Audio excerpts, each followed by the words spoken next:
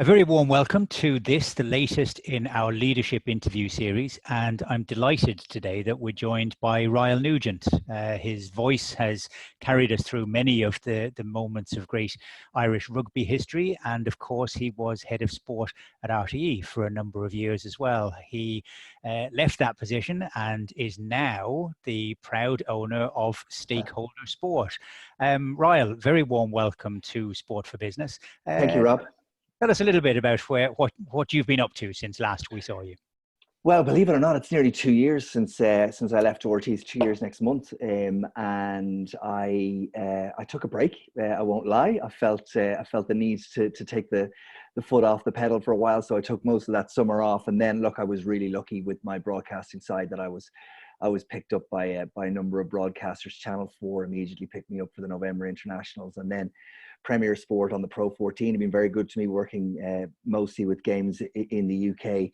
And then I've done the Six Nations World Feeds, and Air Sport have picked me up also in the Heineken Cup, or the European Champions Cup, on BT Sport. And unfortunately, the Olympics is gone, as we all know, but I was due to go and do the World Feed for the Sevens there. So the commentating side, the broadcasting side was terrific over the last 18 months or so. And then I found myself engaging with a number of people that I'd engaged with when I was in RTE over the years, who asked me to come in on some projects for them and to help them with certain aspects of their business. And out of that came the potential to open a meaningful consultancy. And we hemmed and hawed, and I say we because I've been involved with a couple of other people on this, about going. Well, we were always going to go in March of this year, and then along came what has come along, and we thought about it long and hard. And in the end, I just felt, you know what, sitting waiting for a prevailing wind to come and make this easier could have been a long, long wait. So we decided, like, we'll soft launch it and off we go, and make it clear about what we can bring to the industry and what help we may be able to offer some of the stakeholders in the sports industry. Great. What will that look like? What will that look like in terms of the offering that you have? Because obviously you've got plenty of experience on the broadcast side, and waiting for a fair wind, there may never have been a better time for advice being needed across the sector. Well, we'll see. You know, I'm conscious as we sit and talk today that it is an incredibly trying time for people. Firstly, on a personal level, and secondly, on a professional level. And there are some people out there that are really struggling on both sides of that coin, and it's worth noting that I can't keep going back and contextualizing everything, but I think everything that we say and everything that anybody says in the industry at the moment comes with that sense of it could be an awful lot worse for many of us, and you look at some people and the circumstances that they're in, and it's unconscionable what's happened and what's happening to them.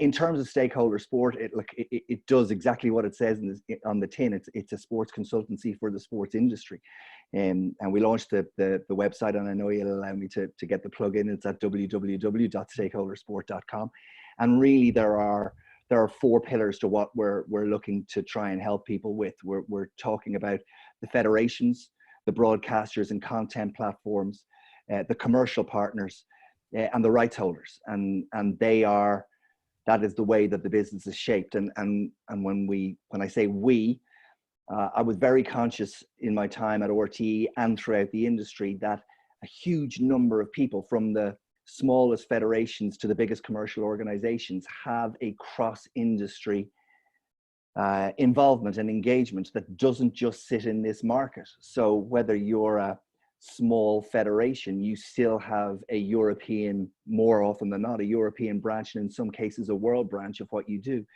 And there is that sense that if you do something here, you also need to mark your card for what's happening in potentially the UK and in Europe. And in attempting to pull this together, while I'm comfortable in those markets and have worked in those markets, particularly the UK market, for the last number of years, I'm also conscious that companies at any level, federations, broadcasters, content providers, want to be very comfortable with the UK market and further afield, and with guys like David Murray and Robert Foster, who are both rights negotiators and content providers for the BBC for many years. A man called Sven Lescuvier, who was the deputy head of sport at French televisions in France. I feel like we've covered off the ability for any commercial federation, broadcaster, content provider, the ability to say, look, it's not just about here, but we're aware and have the ability to help you in other markets as well. And so it's not just an Irish focus, although it is Irish focus, we have the ability to go wider if that's what organizations need. I think, well, it's become so interconnected now. I know Volleyball Ireland were brave enough last year to host a pre-Olympic qualifier, and they'd gone back again. They had another one on the beach up in Bettystown for this summer.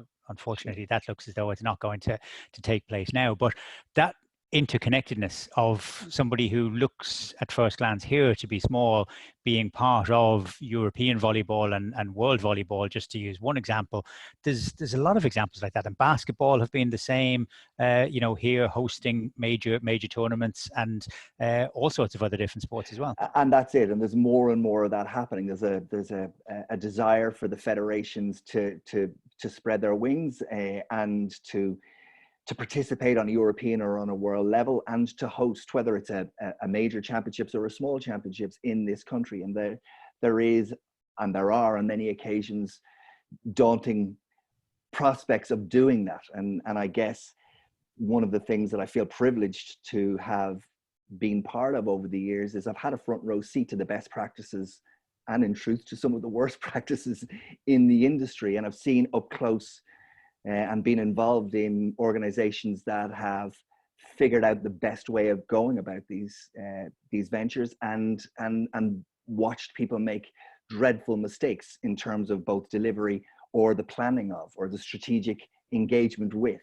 And I guess that from my perspective, this is about offering a service where we can hopefully guide and help people through scenarios like that. That's one element of what we're hoping to do. And I think what's been interesting is, as the industry has developed over the years, there is a recognition outside the big three or four, and outside the big three or four in this country, I mean the FAI, the IRFU, the GAA, and HRI, there is an understanding that, hey, it isn't just about what happens on this island from our perspective. There is a much bigger and wider audience out there, and they're beginning to realize that there is the potential, whether it's to just engage on in a sporting sense, or whether it's to engage on a commercial sense, or whether it's to engage in a participation sense, that there is an audience out there that they can engage with. And I'm hopeful that we'll be able to help them, those that choose to go in that direction. There has been a huge change in the pace of of the way that technology has developed, and also the market in terms of viewing. Look, here's the two of us chatting now, both on home computers. Sure. We'll be able to put that out to the world, and if the world wants to watch, then it will be able to watch. Whereas even 2 years ago, when you were in RTE, this could have been a big production with lots of different people around it, and everything has changed in terms of that fracturing, or maybe just displacement of the way that people watch. So it was always the case of the big number. Could an All-Ireland football final get through a million barrier? Would it be 1.1 million? Would it be 900,000? The Six Nations, likewise, for all of those things. But now we're in a world where it could be 500 viewers or 5,000 viewers. Like we saw the virtual Grand National on who would have thought? Yeah. I know, nearly 5 million people in Britain that sat down to watch that.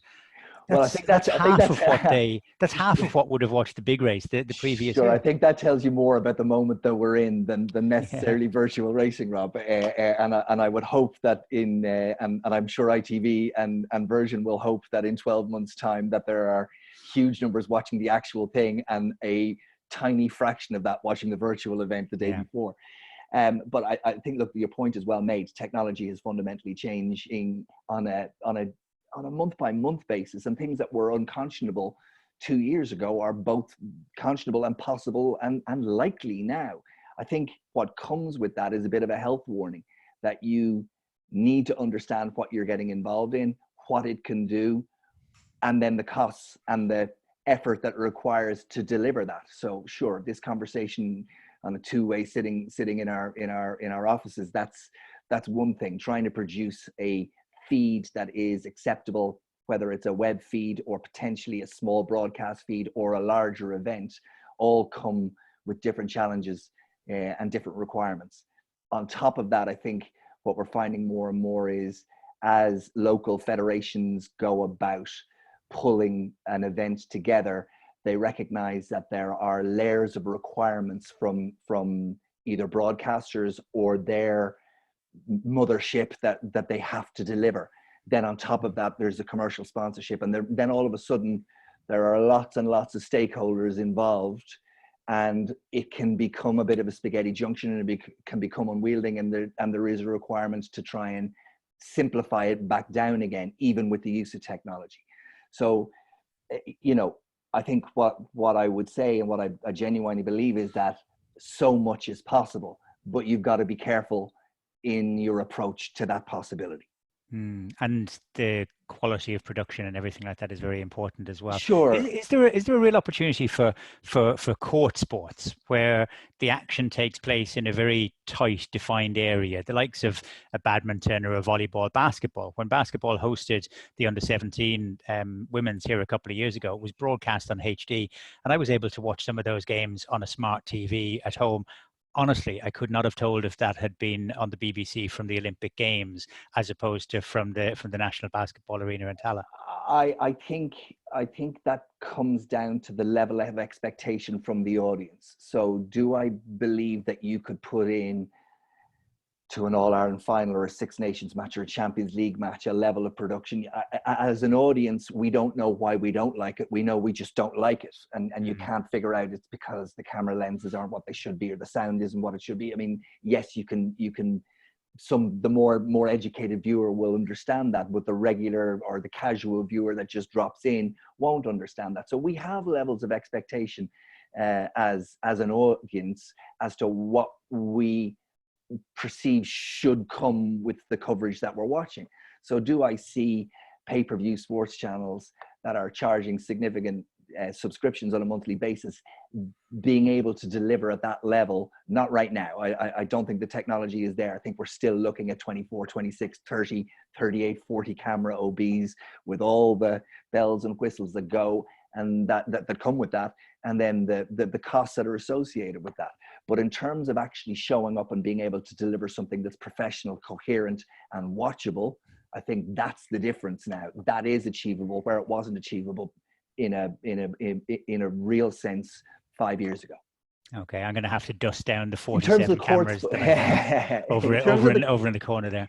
In terms of the court sports, as you call them, I think one of the things that's tricky there is lighting, and lighting plays an enormous role in terms of the quality of what you see jumping off your screen, and it is an undervalued resource in the production.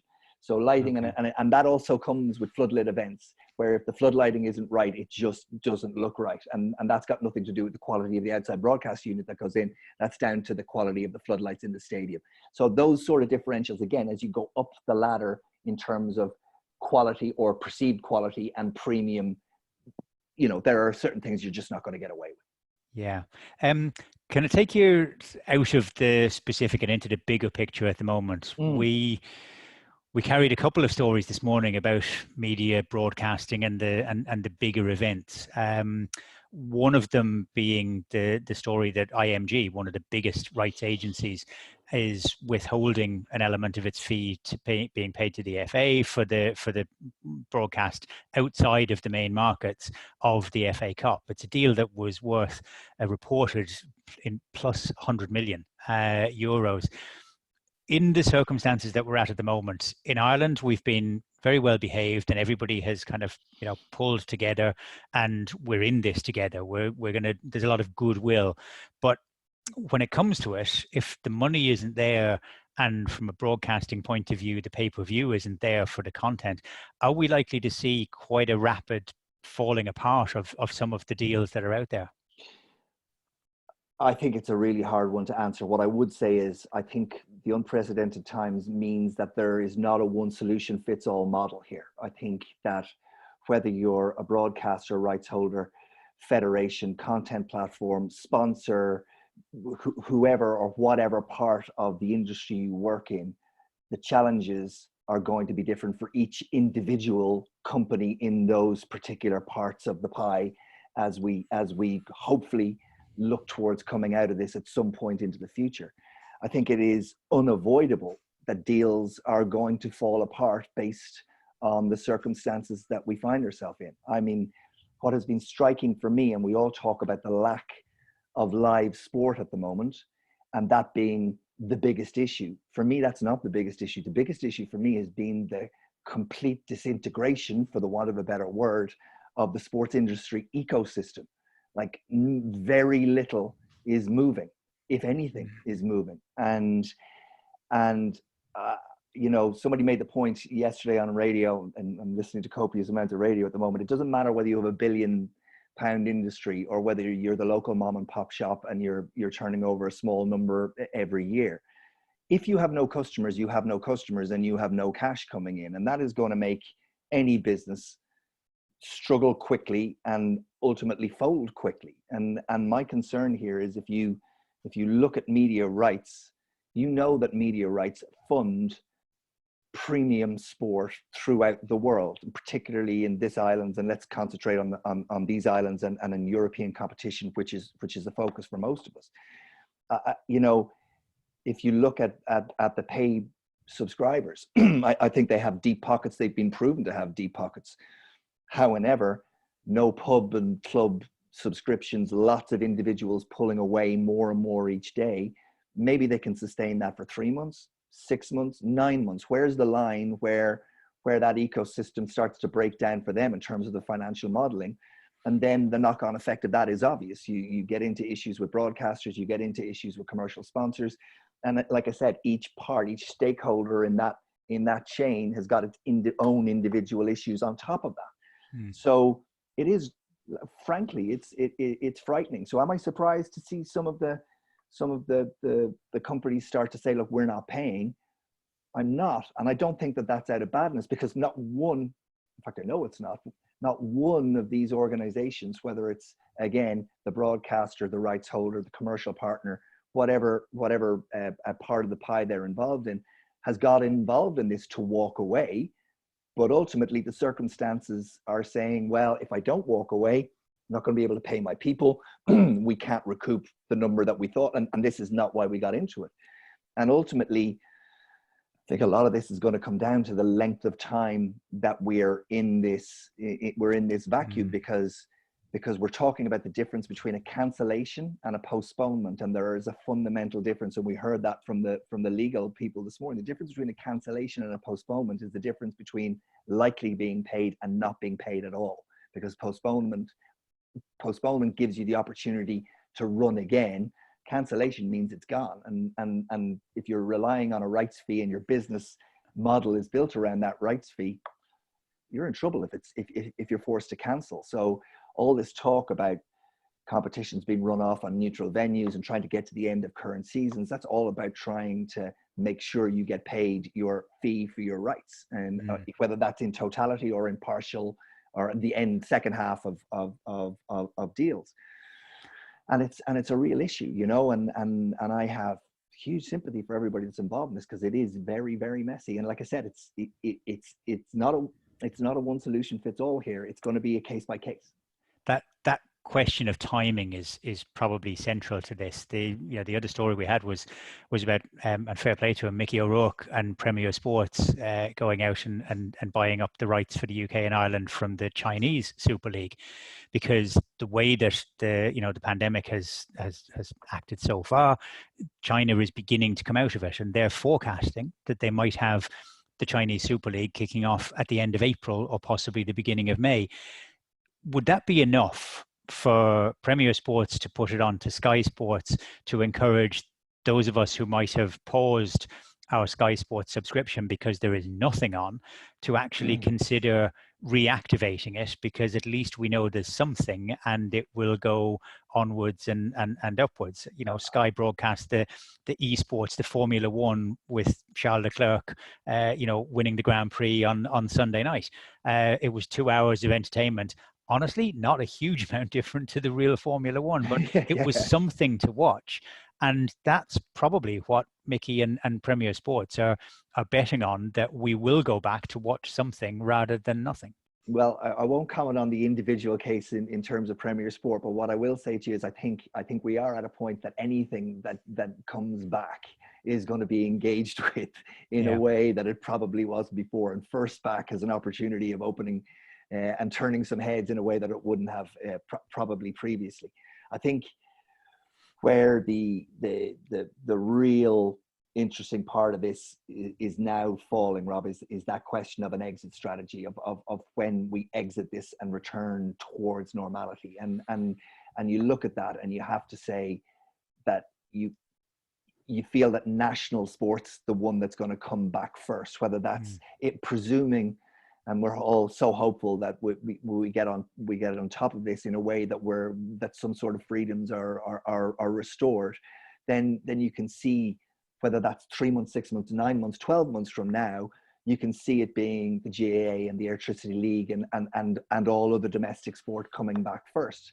My issue here and my concern is, when is cross-border sport going to come back? Because in the simple case of something like the Six Nations or the Champions League, Celtic draw a team in Azerbaijan in the preliminary round of the Champions League. Can you or I seriously believe that that's going to happen? Yeah. Can an Ireland-Italy match be rescheduled to happen in the short term? You just can't see it happening. So I think it's going to be a gradual return to play, and that is the most likely way of things coming back. My own personal belief is I just can't see international competition coming back this year. I just don't see it. But I hope I'm very, very wrong.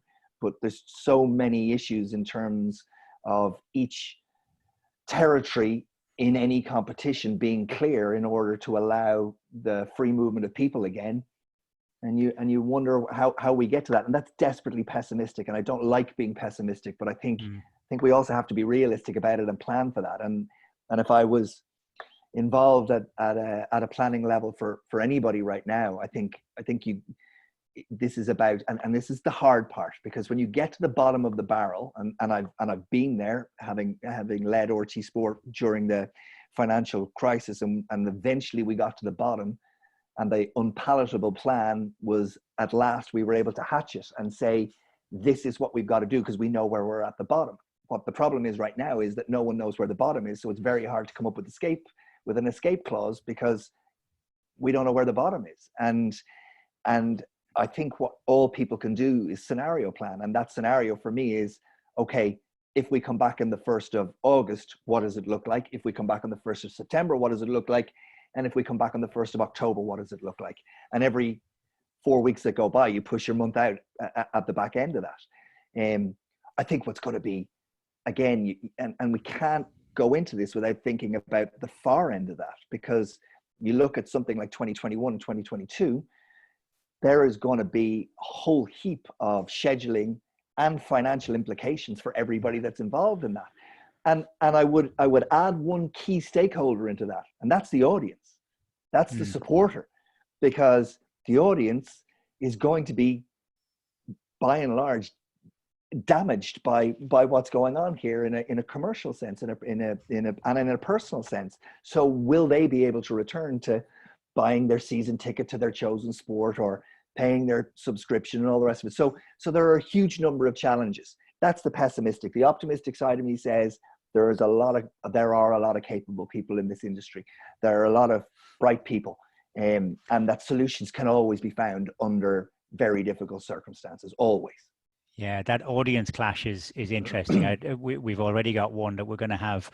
We're going to have the Olympics, the Lions touring South Africa, and the Open Championship. They're all on the same weekend, in July of next year. Now, if you're a big rights holder, if you're a big broadcaster or content provider, think about that from their perspective. Firstly, there is the physical ability to have the numbers of people required to put those productions together. Then there are the costs of that. And then, frankly, there is the lack of commercial ability to deliver on them, because they're all happening in and around or at the same time. So where you would have had a big audience for one, you're now splitting out that audience. Yeah. And that's a reality. And pretending that that's not going to have an impact on broadcasters would be wrong. And sponsors. I mean, the sponsors are going to be looking at it going, thought we were going to get an audience of one, and now we're getting an audience of 1/3.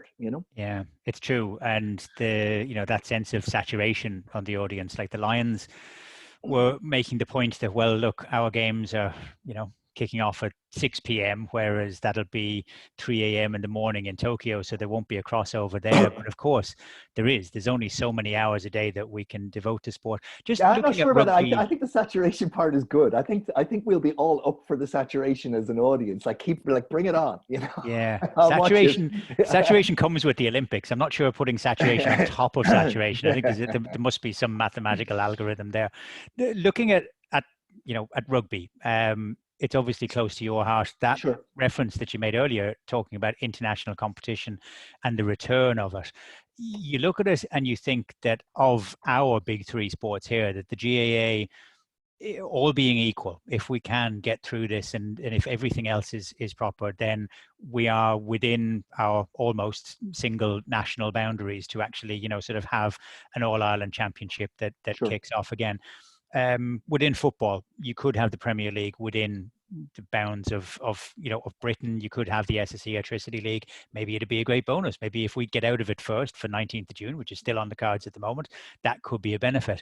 Rugby is perhaps in a bigger level of trouble with regards to this. We've already seen this morning, there's talk that Australian rugby is looking down the barrel of a 70 million deficit this year and may not survive. US rugby has already gone into bankruptcy.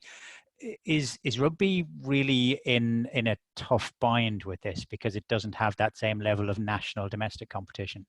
I think I wouldn't necessarily focus just on rugby here. I think anything below the elite level of football is going to have an issue, and everybody. I think when you talk about the sports industry and you talk about sport in general in this part of the world, take the NFL and the baseball season and all that out of it over in the States. But when you talk about it in this part of the world, football is on a different level to absolutely everything else in terms of the money that's pumped into it and their ability to do different things. So specifically singling out rugby, well, look, it is well documented that there are a number of unions, the Australian being the worst hit before this crisis hit. I mean, they were in deep trouble, and there are others that are equally so. And I think, yeah, there's going to have to be, and there must be a serious rethink with rugby and where it is and where it is going over the next, whenever we come back over the next 2 to 3 years. But on the flip side of that, you have to say, well, here's the opportunity. Like, when else? And it may have been forced upon all of us, but I would be saying to anybody involved at this point, well, look, all the things that you said you couldn't do because you didn't have the time, all the things that you said you couldn't do because you couldn't line up different seasons, or you couldn't pause the league, or you'd run into issues with your broadcast contracts, all that's on the table now anyway. So surely this is now the opportunity to drive some clarity into your future and to solve the problems that have been there year in, year out, week in, week out. And can we go, like, if you're talking about it, if rugby wants a global season, if it genuinely wants a global season, well, tell me why now isn't the right time to restructure to allow to do that. Of course, there are commercial implications. Of course, there are broadcast implications. But this disruption is going to have to come in order to deal with those anyway. So, Okay. So you look at any sport that has designs to make fundamental change, and I would have thought now was the time to look at how you could potentially implement that change on your return. Okay. It's change is coming, and it's better to embrace it and be ready for it. You mentioned there about things being on the table. Even coming into the current crisis, there was the issue with Six Nations as to whether maybe it was going to be, going behind a paywall, going on to pay TV. It's not a protected sporting event either in Britain or in Ireland. There could be change. Maybe rugby will absolutely have to take the money that's on the table. The flip side of that is will the money still be on the table? Yeah. And that is the, excuse the pun, $1 million question for everybody is where it goes. And I think it's, look, everything flows down from the top. It always has, and it always will continue. I think when we come to major deals next year, where the Premier League rights contracts will be up and negotiated next year, that will be a really clear benchmark of where the industry is likely to go over the next cycle. And I call the cycles 3 to 4 years. You call it Olympics to Olympics, World Cup to World Cup, but every contract, by and large, probable exception of the NFL, gets renegotiated once in that 4-year cycle. And the Premier League tends to be the one that sets the tone for the rest of the industry in terms of whether there is significant inflation in that market, whether it's small inflation. That tends to be the barometer by which everything is measured. Interestingly, Rob, I think one of the we touched a little bit earlier about how was this going to impact on the revenues of the pay broadcasters. I think what's going to be really interesting is if that is the case, and there is a sense of that. Well, we know the Amazons and the Facebooks and the Googles of this world have been, and the Twitters have been tinkering around the edges, trying to feel their way into sports broadcasting, understanding what it might do for them, the implications of it, the costs of it, the impact on their audiences, etc. If they were of a mind to get involved, well, I'm wondering, is there any company like Amazon that is making more in terms of profit than they were 4 weeks ago? And if there is a depression of the market, I mean, for me, one of the key reasons that they didn't get in more involved in something like the Premier League or the Champions League in some of the key markets is because the value simply wasn't there. But if the rights were to come down and others were seen to be weak, is this the time where you will see one of the big platforms that we are all engaging with now more than ever, because we're all working from home? Is this now their time to enter the market? And could that be a lifeline? Could that be a financial lifeline to a lot of premium type of sports output? I think the other key issue here is the sponsorship and the sponsors' ability to deal with this. And again, you've got to presume that in just about every case, sponsorship is not the raison d'etre for these companies. It is a very wanted, needed, and required add-on to their business. But when you get to the level where businesses are making decisions about their core value, will they have the money to continue to stump up? And again, you look at media rights, you look at sponsorship monies coming in, you look at ticketing, and you look at merchandising, and they are the four, with media rights being the number one, four big revenue streams for the vast majority of organizations. So as much as I'm talking pessimistically, there is the opportunity for others who potentially might want to involve themselves in the sports market to now come in a very meaningful way rather than just around the edges. And yeah, there has always been the case that, sponsors and broadcasters, they look as though you couldn't survive without them. And then the next phase, think of cigarette companies involved in snooker and Formula One. Sure. We can never, if we had the ability to look around corners, then we'd all be able to make millions out of it. Ryle Nugent, look, it has always been a pleasure to work with you. It's been a real pleasure to talk to you today. The very best of luck with Stakeholder Sport. I'm sure that you will be out there offering sage advice and much needed advice over the coming years. With regard to Sport for Business, we keep going. The Daily News Digest will keep on landing in your inboxes at around about 9 o'clock every morning. We're adding extra content as well, 4 o'clock every afternoon during these current challenging times.